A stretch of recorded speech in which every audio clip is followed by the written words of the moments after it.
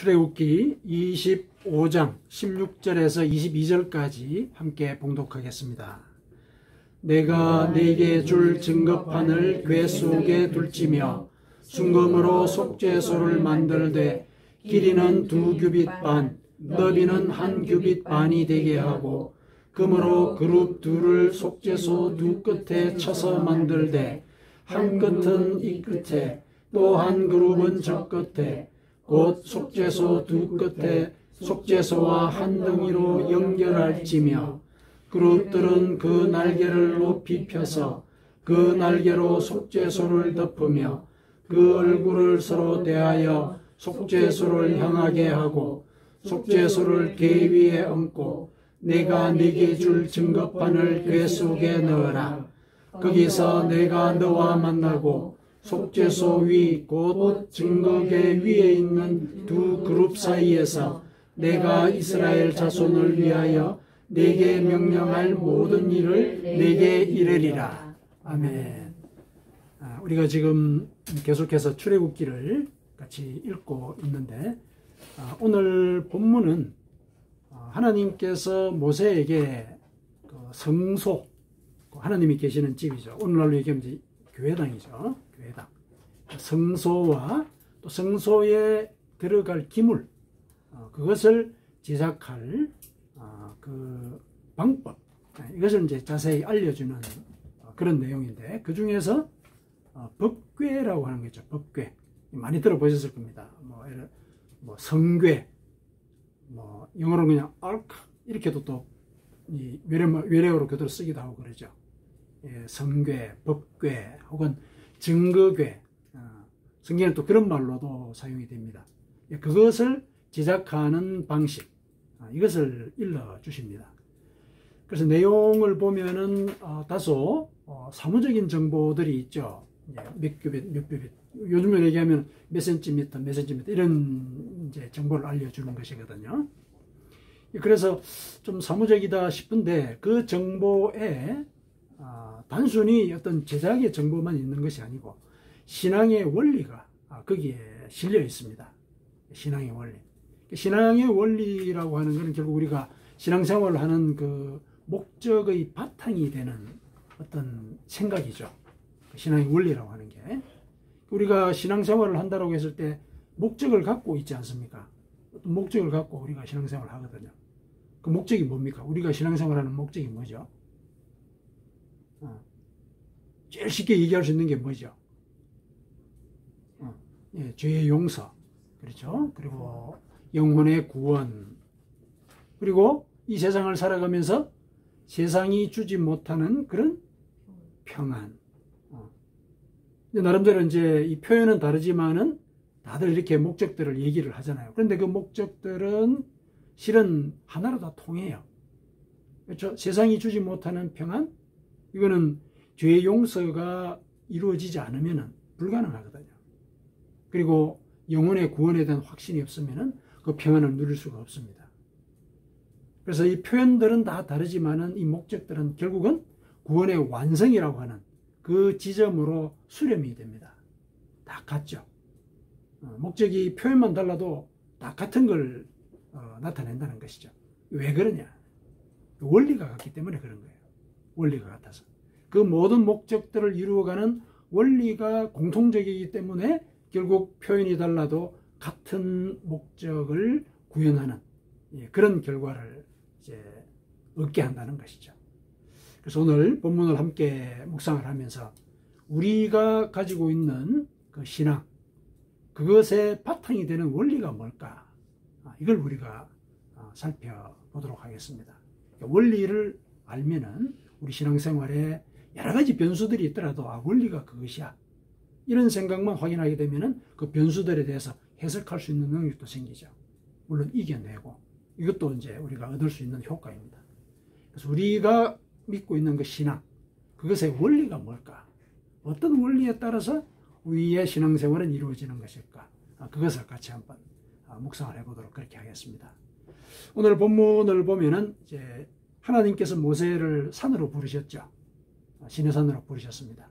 십계명에 대한 얘기도 일러주셨죠. 지난주에 십계명에 대해서 일러주신 내용을 우리가 같이 묵상을 했고, 이번에 이 본문에 나오는 것은 뭐냐면은 네가 성소를 지어라. 물론 지금 광야 생활을 하고 있기 때문에 이 땅에 딱 고정이 되는 이런 건물은 지을 수는 없죠. 그래서 장막, 텐트예요. 텐트. 일종의 텐트인데 하나님이 계시는 집으로 따로 구별해서 하나님의 집으로서의 성소를 만들어라. 이렇게 지시를 하십니다. 지시를 하시면서 그 성소에 들어갈 기물들에 대해서 일러주시죠. 그 중에서 이제 오늘은 그 법궤와 관련해서 주로 얘기를 하십니다. 자, 거기에 보면은 그 법궤를 만들어라 했을 때 하나님께서 자세하게 그 양식들을 다 일러주시거든요. 아마 여러분들이 출애굽기 읽을 때 아마 이 부분이 제일 좀 힘들었을 부분이기도 할 겁니다. 꽤 이제 사무적인 정보들이 나오고 그러니까. 근데 그 사무적인 정보 속에 이 신앙의 원리가 실려 있습니다. 그러면 이제 그것도 새롭게 우리가 다시 볼 수 있는 만한 그런 의미가 있는 부분이죠. 하나님께서 모세에게 이르시되 내가 네게 보이는 모양대로 장막을 지어라. 이렇게 얘기를 해요.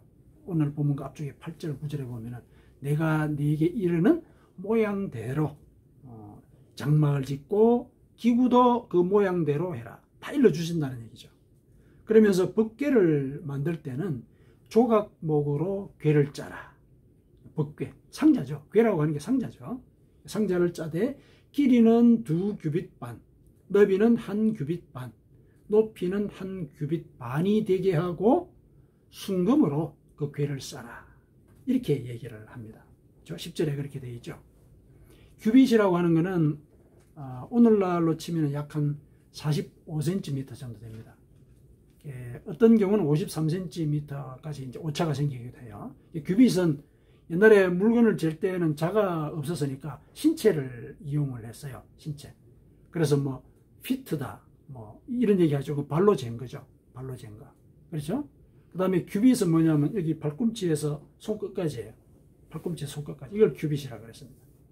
그래서 요거를 이제 갖다 대가지고 몇이 되느냐에 따라서 1규빗, 2규빗 이렇게 재는 거예요. 사람마다 뭐 되게 크기가 손 크기가 차이가 있으니까 45cm에서 한 53cm 정도. 이걸 이제 한 규빗이라고 봅니다. 이 법궤의 이 크기를 그러니까 길이가 2규빗 반, 너비가 1규빗 반, 높이는 1규빗 반 이렇게 하라고 그랬으니까 대개 한 1.1m에서 1.3m 길이. 그렇죠? 높이와 너비는 각각 67에서 80cm 이 정도예요. 궤가 꽤 큰 거죠, 사실은. 그죠? 한 1m 좀 넘으니까. 꽤 큽니다. 그리고 거기 이제 조각목이라 그러는데 조각목이라고 하는 거는 오늘날 얘기하면 아카시아 나무예요. 아카시아 나무. 광야를 다니고 있었기 때문에 뭐 백향목을 가지고 와서 만들어 이렇게 얘기 안 하셨어요. 재질이 아주 부드럽고 향기가 나는 이런 재질을 이 목재를 갖고 만들어 이렇게 얘기하신 게 아니고 광야에서 구하기 쉬운 목재예요. 아카시아 나무. 광야에서 자라는 나무거든요. 우리가 흔히 보는 그 아카시아하고는 조금 그 형태가 조금 다르긴 한데 같은 종이에요. 그래서 그 아카시아 나무로 쉽게 그 궤를 만들어라 이렇게 얘기를 하신 것이죠. 그럼 그 궤 속에 뭐가 들어가느냐? 이 궤 이름이 법궤라 그랬죠. 법이 들어가는 거죠. 하나님의 법. 모세가 받은 그 십계명이 있죠. 그 십계명 돌판을 나중에 이제 받게 될 것인데 그 돌판을 그 궤에다 넣어라 이렇게 얘기하시죠. 그게 법궤의 용도입니다. 그 용도가 알려졌고 그리고 어떻게 제작하는 것인지도 하나님께서 얘기를 하셨죠. 자, 그리고 이 궤가 이렇게 있는데 뚜껑이 있어야 될 거 아닙니까? 뚜껑이 있어야 되거든요. 뚜껑이 바로 속죄소예요. 속죄소라고 하는 것은 어떤 공간을 차지하는 그 장소가 아니라 이 법궤의 뚜껑을 속죄소라고 그래요. 뚜껑을. 그래서 그 뚜껑을 이제 만들어야 되는 그것도 이제 일러 주셨죠. 순금으로 만들어야 된다. 이렇게 얘기를 하셨고 그 뚜껑의 양옆에는 천사 둘이가 날개를 쫙 펴가지고 서로 맞닿게 하는 이런 양식으로 천사를 배치하라. 이렇게 되어 있죠. 천사를 배치하라. 날개를 쭉 펴가지고 이렇게 이제 뚜껑을 이렇게 장식을 하게 한 것이죠. 거기서 하나님께서 네게 명령하겠다 그랬죠. 그렇게 얘기를 했습니다. 속죄소에서 그 벗개 뚜껑에서 하나님께서 말씀을 하시겠다 이렇게 얘기를 하신 거예요. 그리고 그 뚜껑에 대해서도 그 만드는 그 양식에 대해서 설명을 하셨죠. 벗개 뚜껑이니까 길이나 너비는 그 벗개와 같겠죠. 똑같이 이제 그렇게 말씀을 하셨고, 문제는 여기서 왜 이 뚜껑을 속죄소라고 이렇게 이름을 붙였냐, 이게 문제죠. 왜 속죄소라 그랬을까?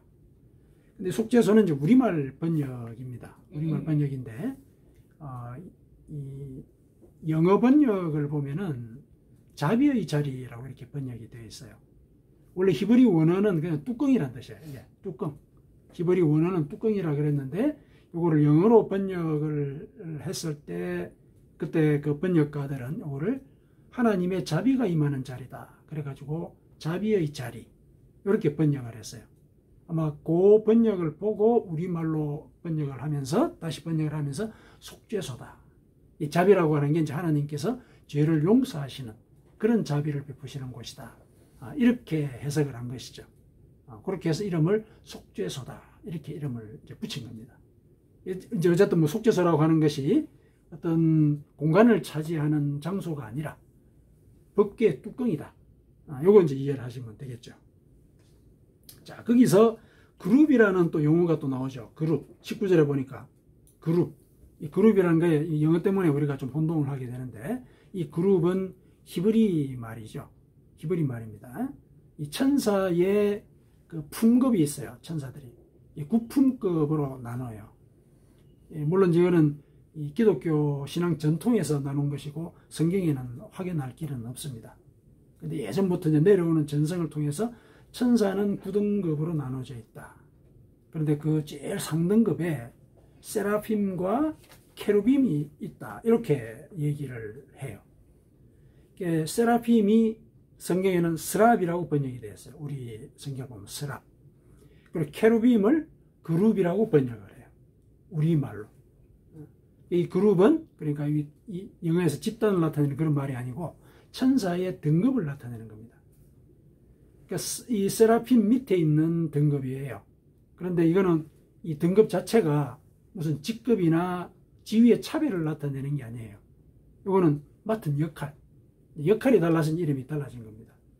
이 케루빔, 이 그룹은 지혜와 지식을 담당하는 천사들이라고 그래요. 지혜와 지식.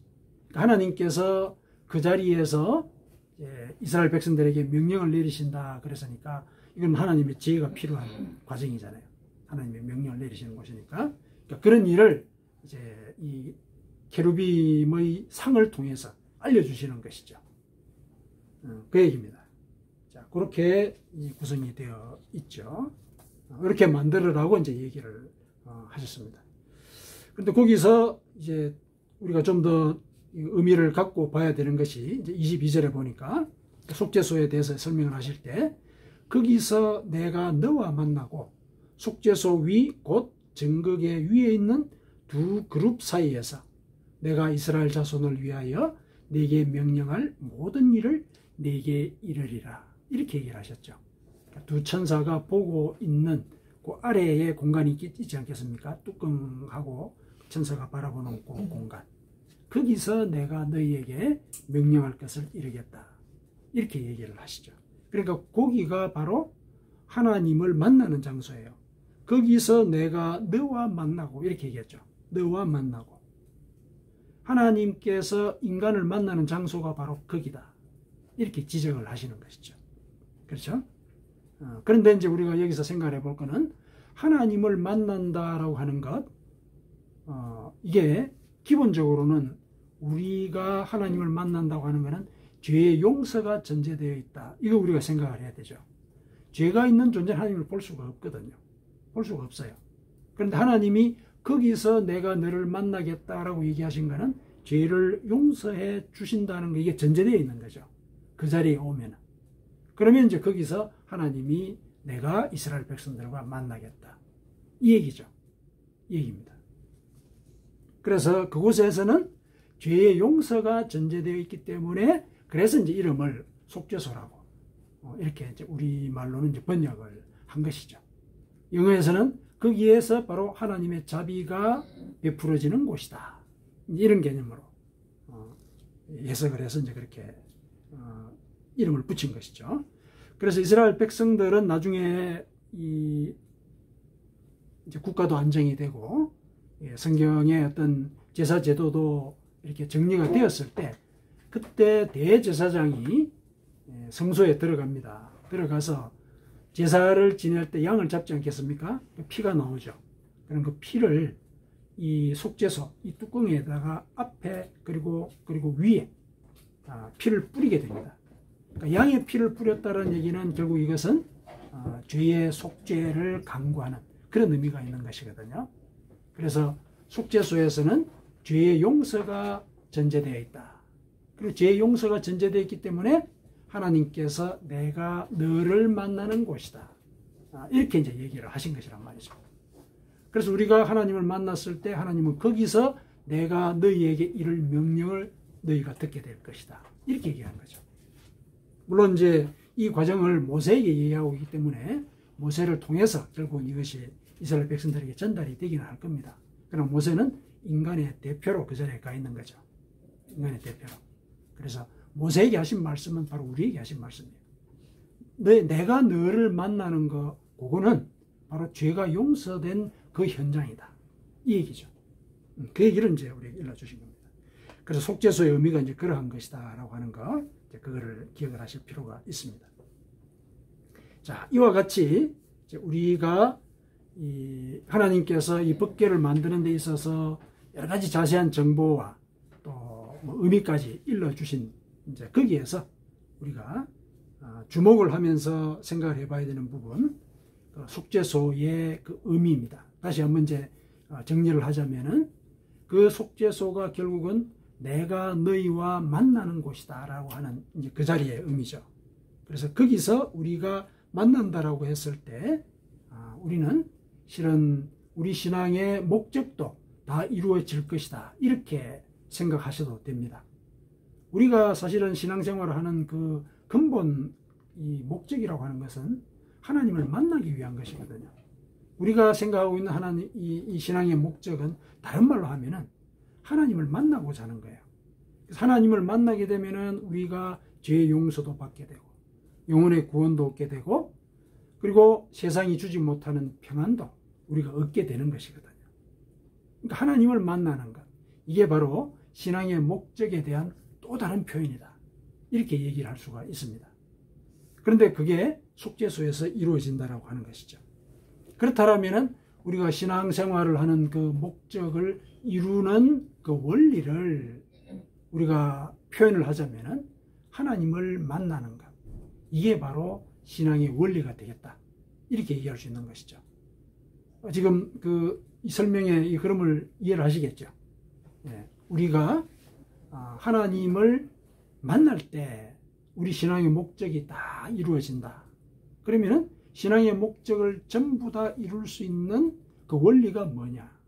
그거는 하나님을 만나는 것이다. 이렇게 되는 거죠. 하나님 만나는 것. 근데 하나님을 만나는 것은 속죄소에서 이루어진다. 이게 이제 모세에게 일러주신 그런 얘기죠. 그러면은 우리가 구체적으로 알아볼 일이 하나님을 만난다.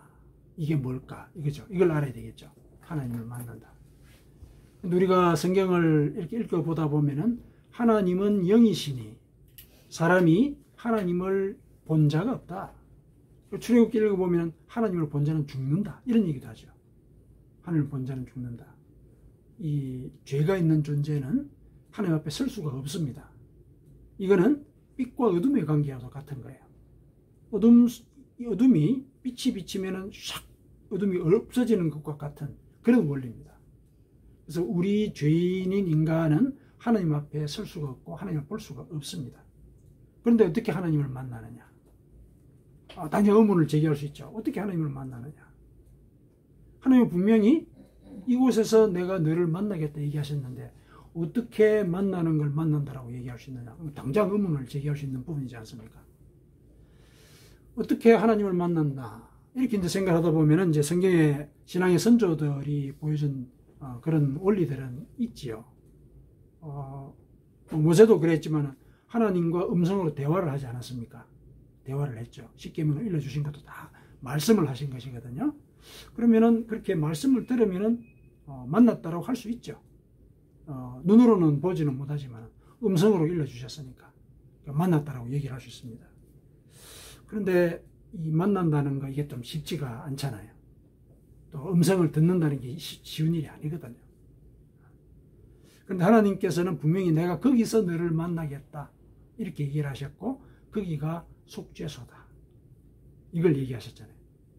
여기 원리에 대한 암시가 들어있죠. 어떻게 하면 하나님을 만나는가? 어떻게 하면? 결국은 회개하고 하나님의 명령을 따라서 사는 것. 왜냐하면 그 자리에서 하나님이 명령을 주신다고 하지 않았습니까? 그러니까 이 속죄소에서 내가 너를 만나겠다라고 얘기하신 그거는 뭐냐면은 네가 회개하고 나의 명령을 지키면은 그게 바로 나를 만나는 것이다. 이 얘기를 하는 거예요. 그래서 하나님을 만난다라고 했을 때 만난다는 것의 그 의미는 내가 지금 회개하는 있는가? 회개하면서 사는가? 내가 죄에 대해서 묵상을 하고 그 죄를 끊기 위해서 내 습관이나 또 내 사고의 틀 이런 것들을 고민하고 하나님의 뜻에 맞춰서 변경하려고 노력하느냐 이거예요. 그 하나님을 만나는 것이다. 이렇게 얘기를 하는 거죠. 그리고 그렇게 되면 당연히 하나님께서 일러주신 명령, 말씀, 계명 이것을 지키려고 노력을 하겠죠. 예전에는 그러지 않았단 말이죠. 그런데 우리가 하나님의 말씀을 지키려고 노력하고 예전에는 습관적으로 아무 가책 없이 저지르는 일들도 이거는 하나님이 원하지 아니하신 일이야. 이런 생각을 하면서 멈칫하고 고치려고 한다. 바뀐 거죠. 우리가 하나님을 믿음으로써 우리가 바뀐 것이고 하나님을 만날 준비가 되어 있는 그런 상태가 된 거예요. 그것이. 그 사실을 오늘 이 속죄소의 의미가 우리에게 일러주고 있는 것입니다. 자, 이렇게 두 가지 이제 원리를 말씀을 드렸죠. 자, 그걸 좀 더 구체적으로 한번 살펴보도록 하겠습니다. 우리가 결국 회개하고 하나님의 말씀을 따른다고 했을 때는 우리의 인격적인 변화를 전제하는 것이거든요. 예전에는 죄에 대한 의식이 없었는데 의식을 갖게 되었고, 예전에는 습관적으로 하던 일들도 이거는 잘못된 것이야 하고 끊고 하나님의 뜻을 쫓아서 행동을 바꾸려고 한다. 이거 변화죠. 인격의 변화입니다. 이런 변화가 결국은 내가 하나님을 만난 증거라고 우리가 얘기를 했는데요. 구체적으로 어떻게 만나는지 살펴보도록 하겠습니다. 자, 어떤 변화가 하나님을 만난 증거냐? 첫 번째, 하나님께서 성소와 성소의 기구를 제작하는 그 설계 도면을 세세하게 일러주셨잖아요. 거기에서 그 만남의 증거를 우리가 추론을 할 수가 있습니다. 하나님께서 성소와 성소 기물을 만드는 그 방식이나 길이, 그 다음에 어디다 배치하고 그것의 의미는 뭐냐 아주 자세하게 얘기를 해주셨죠. 이건 뭐냐면은 하나님께서는 당신을 우리가 섬기고 또 당신을 따르고자 할 때 그렇게 세세하고 섬세해야 된다. 이거 요구하시는 거예요. 세세하고 섬세해야 된다. 그걸 성경은 뭐라고 얘기하냐면은 너는 마음을 다하고 뜻을 다하고 힘을 다하여 내 하나님 여호와를 사랑하라. 네 마음 전심을 다하라는 얘기예요. 그래서 세세하게 일러주신 거예요. 그냥 대충 만들어 이게 아니라는 얘기죠. 아주 자세하게 다 일러주신 그 이유는 네가 나를 대할 때는 너의 전심을 바쳐야 한다. 이 얘기를 하고 계신 거거든요. 그래서 여러분들이 만일에 하나님에 대해서 내가 전심을 바치고 있다. 이런 생각을 한 번이라도 했다면 하나님을 만난 증거가 되는 거예요. 그래도 여전히 그게 조금 좀 추상적이죠. 추상적입니다. 어떻게 해야 내가 하나님 앞에 이 전심을 바치는 것이 될까? 좀 추상적이에요. 그것에 대해서는 예수님께서 말씀을 해주셨죠. 너희는 하나님의 나라와 그분의 의로움을 먼저 구해라. 먼저 구해라. 세속적인 욕망이나 그 다음에 너의 필요, 이것보다도 하나님이 뭘 원하실까? 하나님이 이 상황에서 어떤 뜻을 갖고 계실까? 그걸 먼저 구하라는 거예요. 그게 전심을 바쳐서 하나님을 섬기는 그것의 하나의 구체적인 표현입니다. 구체적인 표현이. 그래서 하나님의 뜻이 뭘까?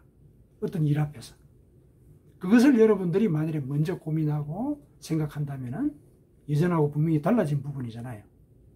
하나님을 만난 증거입니다. 내가 그런 생각을 하고 있다면 하나님을 만난 증거죠. 자, 그 다음에 두 번째,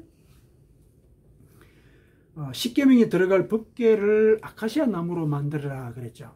아카시아 나무로 만들어라. 그리고 그 안팎을 순금으로 싸라.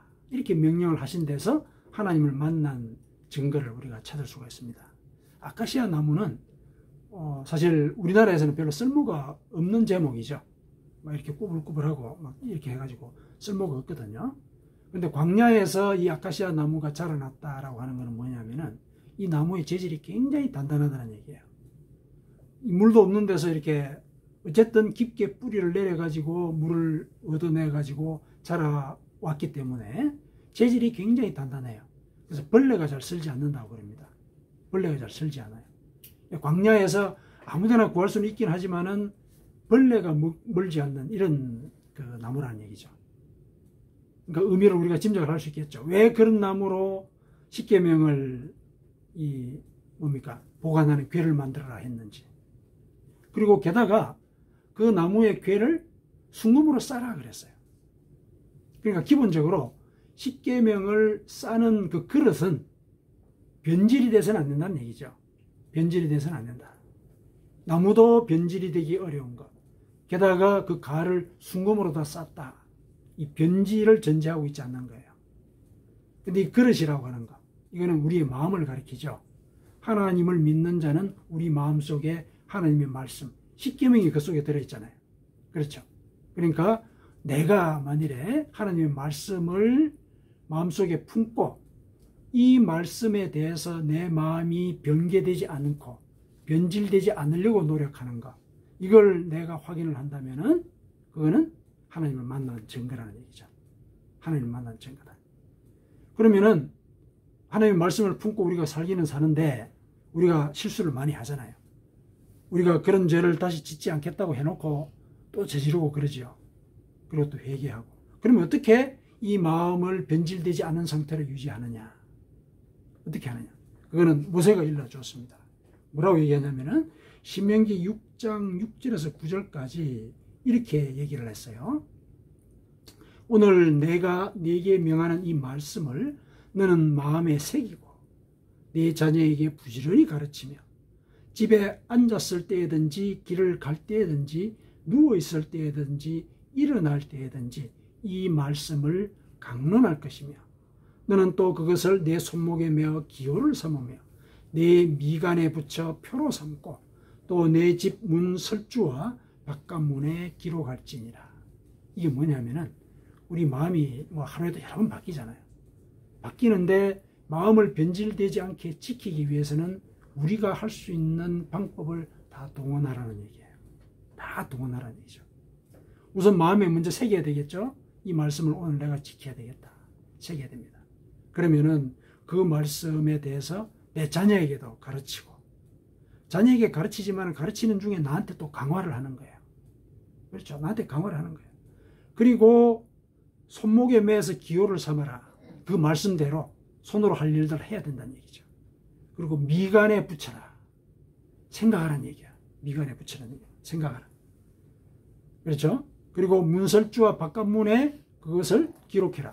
다른 사람이 보도록 행동해라는 얘기죠. 다른 사람이 보도록. 그러니까 여러 가지 강화할 수 있는 여러 가지 방법들을 다 동원을 할 때 우리 마음의 그릇이 변질되지 않는다는 얘기예요. 마음이 변질되지 않는 것. 그런 방법을 취하라는 것이죠. 인간은 이런 방법을 통해서야만이 변질할 수 있는 가능성으로부터 조금 거리를 둘 수 있지. 그렇지 않으면 내 의지나 혹은 내 이성에 맡겨서 변질되지 않을 것이야. 그러기가 쉽지가 않은 거죠. 그러기가 쉽지가 않습니다. 우리 자신의 삶을 돌아봤을 때도 그건 우리가 다 인정할 수밖에 없는 것이거든요. 그래서 마음이 변질되지 않도록 하기 위해서는 내가 변질되지 않도록 할 수 있는 장치들, 내가 할 수 있는 장치들 있잖아요. 그렇죠? 우리가 작심삼일 뭐 이런 그 얘기들을 많이 들어왔고, 우리가 방학을 맞이하면 학창시절에 이 작심삼일, 그걸 이겨내기 위해서 어떻게 했을까? 뭐 누구의 친구에게 뭐 어떤 조처를 취해달라고 얘기하기도 하고, 뭐 어머니나 동생에게 뭐 이런 이 장치들을 활용을 하지 않습니까? 그런 식으로 하라는 얘기죠. 그래서 내가 말씀에 대해서 변질되지 않으려는 그런 장치를 내가 활용하려고 하고 있다. 그 하나님 만난 증거라는 얘기입니다. 하나님 만난 증거다. 그 다음에 세 번째, 속죄소 앞에서 하나님의 명령을 듣게 될 것이다. 이렇게 얘기하셨죠. 거기에서 또 하나님 만난 증거를 찾을 수가 있습니다. 법궤의 구성 자체가 이 법궤 안에 하나님의 말씀이 들어있고 그 위에 속죄소가 있죠. 그렇죠. 속죄소가 있는데 속죄소는 말씀 위에 있어요. 하나님의 말씀 위에. 그러니까 말씀을 토대로 우리가 속죄의 은혜를 구해야 된다. 이런 의미입니다. 말씀을 토대로. 그러니까 말씀에 비추어서 내 삶을 돌아보고 이게 잘못되었구나 깨닫는 거죠. 그러면은 그 깨달음을 갖고 하나님께 회개하는 것이죠. 회개하는 것. 그러니까 말씀에 비추어서 회개하는 거예요. 물론 우리의 삶에 대해서 잘못을 깨닫는 것, 그거는 성경이 우리에게 일러주는 거잖아요. 그렇죠? 그러면서 좀 더 우리가 구체적으로 하나님의 말씀에 맞추어서 회개를 하기 위해서는 성경 말씀을 읽어야 되는 거죠. 성경 말씀을 읽어야 되는 거예요.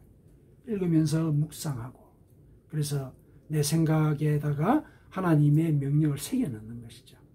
그래야 우리가 하나님의 말씀에 따라서 회개할 수 있게 돼요. 회개도 이제 그런 절차를 따랐을 때 그 말씀은 하나님의 약속이기도 하기 때문에 우리 스스로가 회개 기도를 하고 나서도 더 확신을 갖기가 좋아요. 왜냐하면 하나님이 약속하신 말씀에 근거해서 우리가 회개를 하는 거거든요. 그렇죠? 그걸 얘기를 하고 있습니다. 그래서 내가 하나님의 말씀에 따라서 회개하고 있다. 하나님을 만난 증거라는 얘기입니다. 하나님을 만난 증거다. 그러한 증거들이 결국은 우리를 구원의 길로 이끄는 것이고, 그 구원의 과정 속에서 우리는 하나님을 만난 자로서 사는 것이다. 이렇게 얘기할 수 있는 것이라는 거죠. 자, 내용을 정리를 해보시죠. 하나님을 만난다. 이게 신앙의 원리라 그러지 않았습니까? 어떻게 해서 하나님을 만나냐? 무엇이 신앙의 원리라고 할 수 있느냐? 첫 번째가 내가 하나님 앞에서 세속적인 욕망을 내려놓는 것. 이게 하나님을 만난 증거라는 거죠. 하나님을 만나지 않았으면 그럴 이유가 없잖아요. 내 뜻대로 하면 되니까. 그렇죠. 그 다음에 두 번째가 하나님의 말씀을 지키려고 내가 노력을 하고 있다는 거. 내가 노력을 하고 있다. 무슨 장치를 내가 동원해서 노력을 하고 있다. 이게 하나님 만난 증거죠. 신앙의 원리라는 얘기죠. 그리고 내가 말씀에 따라서 회개하고 있다. 이것이 결국은 내가 하나님을 만난 증거이고, 그게 결국 신앙의 목적을 이룰 수 있게 하는 그런 통로이다. 신앙의 원리이다. 이렇게 이해할 수 있는 것입니다. 자, 그렇게 해서 이제 우리가 하나님을 만난 자로서 우리가 세상을 살아가는데, 그 가운데 하나님은 또 너희가 그 원리대로 살 때 내가 복을 준비하고 있다. 복을 준비하고 있다. 그거 꼭 일러주시죠. 하나님은 상을 주시는 분이세요. 말씀에 따라 살 때. 자, 봅시다. 어떤 복을 준비하고 계시느냐. 하나님께서 세세하게 성소의 식양을 다 일러주신 거, 그거는 물론 그냥 표면적으로 읽으면은 하나님이 절대 주권자이시구나. 그래서 우리에게 요구하는 게 많구나. 어쨌든 우리는 피조물이니까 그분의 말씀을 들어야지. 이렇게 이제 의무감을 갖게 될 상황이죠, 사실은. 그죠? 그러나 하나님께서 그렇게 요구하시는 것은 뭐냐면은 내가 너희들에 대해서도 그런 마음을 갖고 있다. 이거 표시하신 거예요. 내가 너희들에게 이렇게 전심을 바쳐서 나를 섬기라고 얘기한 것은 뭐냐면은 내가 너희들을 그렇게 전심으로 돌보고 있다는 거다. 그 얘기예요. 하나님은 뭐가 부족해서 우리에게 뭐 예를 들어서 예배를 해라, 응?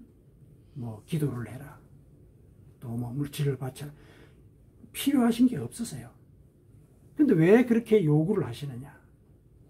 그거는 뭐냐면은 하나님께서 너희들에 대한 마음이 그러하다는 거, 이거를 일러주시는 거예요. 그래서 성경에 보면은 이사야 선지자 얘기했죠. 여호와의 열심이 우리를 구원한다. 우리의 열심이 우리를 구원하는 게 아니라 여호와의 열심이 우리를 구원한다 그랬어요.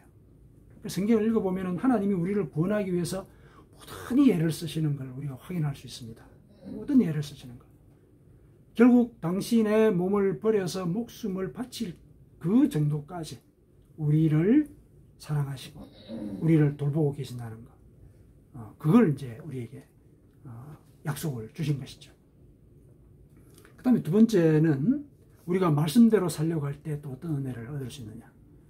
모든 것을 이루게 하셨다. 이거 약속하셨죠. 너희가 내 안에 있고 내 말이 너희 안에 거하면 무엇이든지 원하는 대로 구해라. 이걸 이룰 것이다. 예수님께서 약속하셨죠. 약속하셨습니다. 그래서 우리가 말씀대로 살아가는 그 과정 속에서 우리는 우리가 원하는 것, 물론 성령께서 일러주시는 거겠죠. 그걸 다 이루게 된다. 그러면은 놀랍게도 오늘 본문에 보면은 그 법궤가 순금으로 쌓여 있다 그랬잖아요. 순금으로 쌓여 있다. 우리가 그렇게 순금처럼 빛나는 존재가 된다는 거예요. 하나님의 말씀을 품고 살아가는 그 과정 속에서 우리는 빛을 발하는 존재가 된다는 겁니다. 빛을 발하는 존재. 그래서 우리를 보고 사람들이 하나님이 살아계시구나, 이걸 깨닫고 함께 영광을 돌리게 된다. 예수님께서 그렇게 얘기를 하신 거잖아요. 예수님께서 그렇게 얘기를 하셨거든요. 법궤에 쌓여져 있는 그 순금은 그런 의미예요. 우리가 말씀을 따라서 살 때 우리는 빛나는 존재가 된다는 것. 그 다음에 세 번째, 우리가 회개를 하면은 하나님의 영광에 이르게 되죠. 우리가 하나님 앞에 나가지 못하는 것은 뭐냐면은 죄 때문에 그래요. 죄 때문에. 거기에 이제 이렇게 되어 있습니다. 왜 우리가 하나님을 만나지 못하게 하냐면 죄가 너희와 하나님의 사이를 막았다. 이사야 선지자가 그렇게 얘기를 하고 있거든요. 죄가 너희와 사이에 하나님을 막았다. 그런데 예수 그리스도께서 그는 우리의 화평이신지라 둘로 하나를 만드사 원수된 것 곧 중간에 막힌 담을 자기 육체로 하시고 그랬습니다. 죄죠. 죄의 담을 십자가의 은혜로 흘러서 한 성령 안에서 아버지께 나아감을 얻게 하셨다. 회개하면은 하나님 앞에 나아갈 수 있는 그런 은혜를 받게 된다는 것이죠. 그럼 우리는 의로운 자가 되는 것입니다. 사랑하는 성도 여러분, 신앙의 원리를 기억하십시다. 세속적인 욕망보다 하나님의 뜻을 먼저 구하십시다. 그리고 하나님의 말씀을 묵상하면서 실천하려고 노력을 하십시다. 그리고 그리스도의 대속의 은혜를 믿으면서 회개하십시다. 이것이 우리가 하나님을 만나는 길입니다. 우리가 하나님을 만나면 우리는 하나님의 사랑을 받는 자로서 빛의 자녀로서 살아가게 됩니다. 아카시아 나무같이 순금같이 변하지 않는 신앙을 품고 평생 하나님 앞에서 살아가시기를 축원합니다.